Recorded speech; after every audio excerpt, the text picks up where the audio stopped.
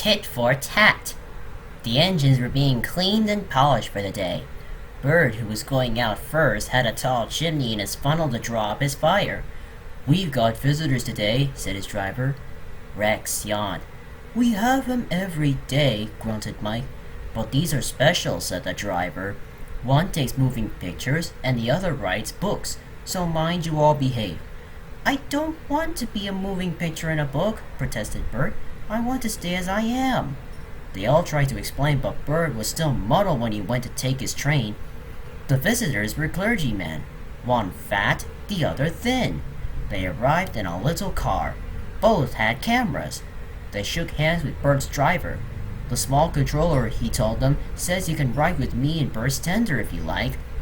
"Thank you," they said. "May we come later, please? Just now the sun is shining so nicely that we want to take photographs." Then they asked Bert his name and told him how smart he looked. These visitors, he thought, do at least know how to speak to engines. He puffed away, feeling happier. Wherever the line came near the road, level crossings, bridges, stations, there the two clergymen were, squinting into their cameras. Bert found this rather upsetting. "They might wave at an engine," he complained. "They can't wave and get good pictures," said his driver, but Bert didn't understand. He thought they were being unfriendly. "Poop, poop!" The little car shot past them once more, but Bert made no reply. "They'll be at the lane next." The lane is a side road. It runs for a short distance alongside the railway. There is no fence.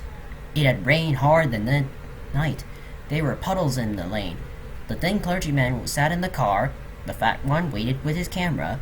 He took his pictures and jumped in, and off they went, racing the train to the lane's end. Unluckily, just as they passed Bert, they went through a puddle. Skloosh! Muddy water splashed over Bert's boiler. "Ouch!" said Bert, but the clergymen didn't know. They were ahead and out of the car. Smiling, they waited for Bert to catch up. Bert wasn't smiling. "They did it on purpose," he snorted crossly. "They splashed me! They splashed me!" Bert hissed, rolling into the last station. "Pictures indeed," he grumbled, running round his drain. "I'm a nice picture, covered in mud." He sizzled crossly when the fat clergyman sat in his tender for the journey back. Driver ought to allow him after what he's done. Suddenly he stopped sizzling and let off steam. Whoosh. "I know," he thought, "how to pay the fat one out. It's a lovely plan. I only wish the thin one was there too," he said, but he said it to himself. Bert ran nicely till they reached the woods. "The line climbs here." But Bert usually rushes the hill. This time he deliberately dawdled. "Come on," said his driver, giving him full steam. This is just what Bert wanted.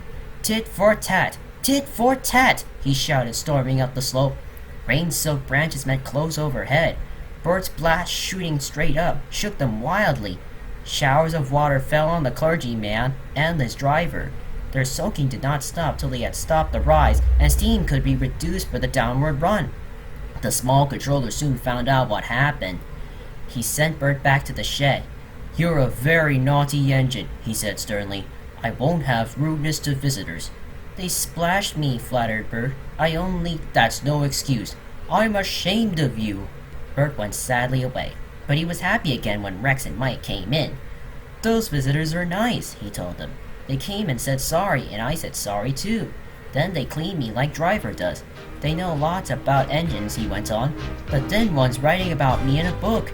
He promised he'd write about you too. Think of that."